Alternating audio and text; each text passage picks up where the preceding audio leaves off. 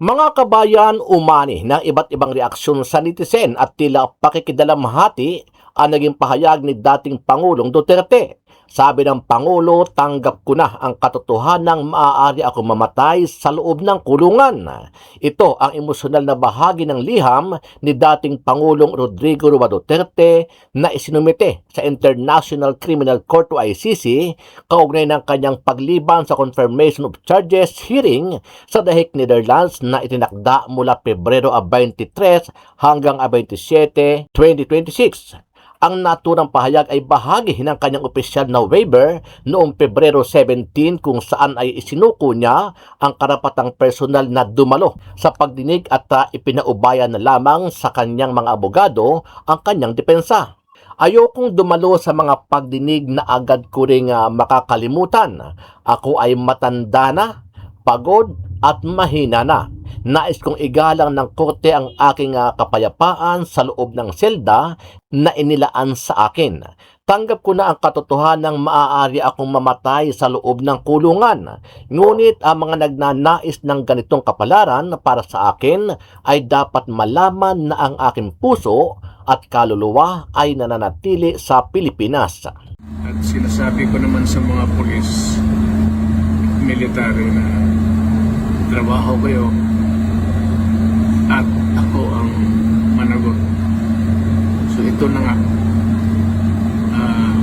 for all of the whatever happened in the past, ako na yung nag-front sa ating law enforcement at military. Sinabi ko na I will protect you and I will ako ang managot sa lahat. Samantala, trending ngayon sa social media ang naging pahayag ni Vice President Inday Sara Duterte kahapon matapos maagang nag-anunsyo ng kanyang pagtakbo bilang Pangulo ng Pilipinas sa darating na 2028 national election. Eto, panuorin natin ang naging pahayag ni VP Sara Duterte. I offer my life, my strength, and my future in the service of our nation. Mga kababayan, ibalik natin ang tapang at malasakit para sa Diyos, sa bayan, at para sa bawat pamilyang Pilipino. Ako si Sara Duterte, tatakbo bilang Pangulo ng Pilipinas. Syukran. Ano ang masasabi mo dito kabayan? Sama-sama nating panuorin ang buong video at pakicomment nyo po ang inyong mga reaksyon at sariling opinyon. Inihain naman sa Kamara ang ika-4 na impeachment complaint laban kay Vice President Sara Duterte. Pasado alas 6 kagabi, February 18, nang ihain sa Kamara ang ika-4 na reklamong impeachment laban kay VP Sara. Isang attorney Nathaniel Cabrera ang complainant sa reklamo at sina House Deputy Speaker at La Union 1st District Representative Paulo Ortega at Manila 6th District Representative Benny Abante. Ilan sa umano'y impeachable offenses ni Vice President Duterte na nakasaad sa reklamo ang matinding paglabag sa saligang batas dahil sa umano'y pagpapahayag na intensyon makapagdulot ng pinsala laban sa presidente at iba pang top constitutional officers. Gayon din ang pagpalyag ideklara ng buo at totoo ang assets, liabilities, and net worth nito. We have investigated the Vice President, diba? I mean, nasa amin yung mga, yung mga sinabi niya, she did not take an oath to us sa Tricom. She should have answered. Now she has the opportunity to answer. Naniniwala si Assistant Counsel to the International Criminal Court Attorney Cristina Conti na ang maagang announcement ni VP Sara ng kanyang kandidatura ay maaaring magpalutang sa umano'y naging papel nito sa War on Drugs campaign ni former President Rodrigo Duterte. Isa sa dahilan kung bakit sinampahan ito ng kasong Crimes Against Humanity sa International Criminal Court.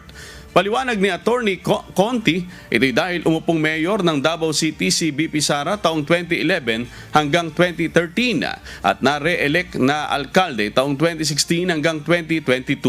Pasok sa timeline ng War on Drugs campaign ni former President Duterte. Gate pa nito, hindi nakakagulat kung lumabas ang pangalan ng ikalawang Pangulo sa mababanggit sa confirmation of charges ng kanyang ama. At ang pagturing dito sa Davao Death Squad ay isang criminal enterprise na sa Davao kung sa mayor, ang chief of police at iba pang mga susing tao ay naging kabahagi. Kaya hindi ko ako magugulat kung mauungkat din na kabahagi si Sara Duterte ng investigasyon ng crimes against humanity sa kaso ng tatay. Inihayag naman ni dating Pangulong Rodrigo Duterte ang kanyang pagtanggi na dumalo sa confirmation of charges hearing ng International Criminal Court na nakatakda isagawa sa February 23 hanggang February 27. Sa kanyang sulat sa ICC, sinabi ni Duterte na wini-waive o isinusuko na niya ang kanyang karapatang personal na dumalo sa pagdinig. Anya, nauunawaan niya ang mga posibleng maging resulta ng desisyong ito matapos ang konsultasyon sa kanyang mga abogado. Kabilang sa mga inilatag na dahilan ng dating Pangulo ang hindi niya pagkilala sa jurisdiksyon ng ICC sa kanya.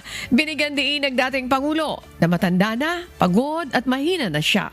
Tanggap na rin niya ang posibilidad na mamatay siya sa loob ng bilangguan. Assalamualaikum warahmatullahi wabarakatuh. Madayaw, maayong adlaw kaninyong tanan. Magandang araw sa inyo lahat.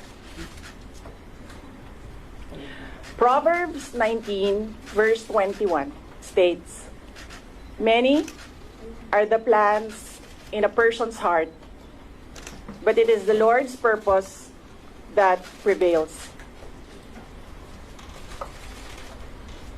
It took me 47 years to understand that my life was never meant to be only mine.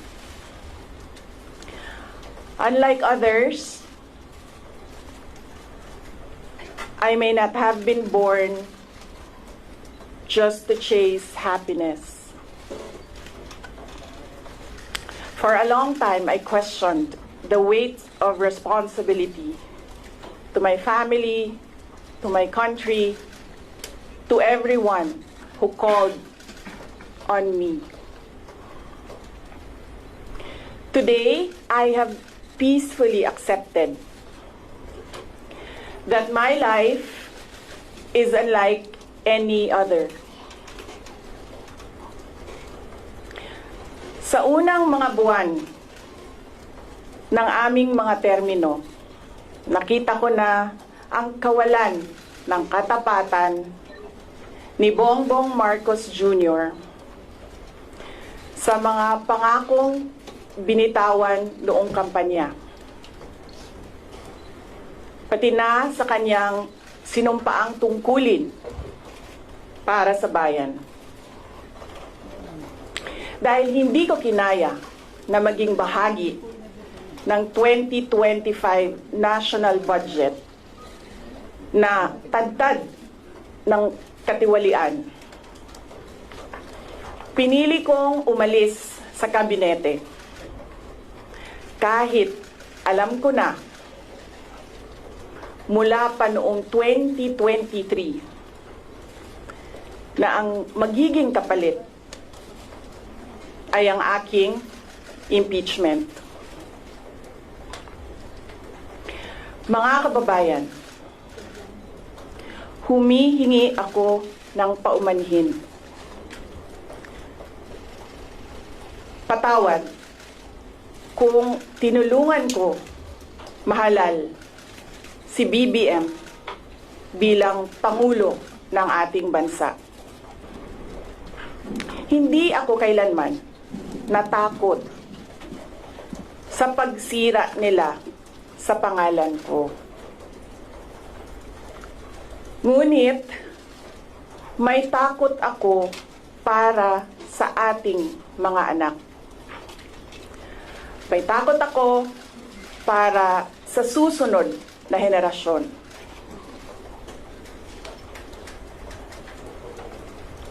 May takot ako para sa mga kababayan nating walang bahay sa ibang bansa. Walang pangalawang pasaporte, walang ibang matatakbuhan kundi ang Pilipinas. Kahit ito'y patuloy na nalulugmok sa kahirapan. Na ako'y kahadlok, nga moabot ang adlaw na dawaton na lang nato ang kapobrihon isip kapalaran. Nga maanad na ta sa sayop, nga mawad-an na lang ta og paglaom. Og labaw sa tanan na ako'y kahadlok,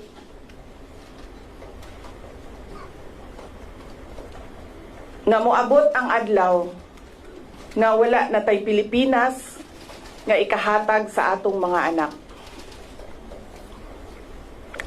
I cannot kneel before each and every Filipino to beg for forgiveness. Instead, I offer my life, my strength, and my future in the service of our nation. Mga kababayan, ibalik natin ang tapang at malasakit para sa Diyos, sa bayan, at para sa bawat pamilyang Pilipino. Ako si Sara Duterte, tatakbo bilang Pangulo ng Pilipinas.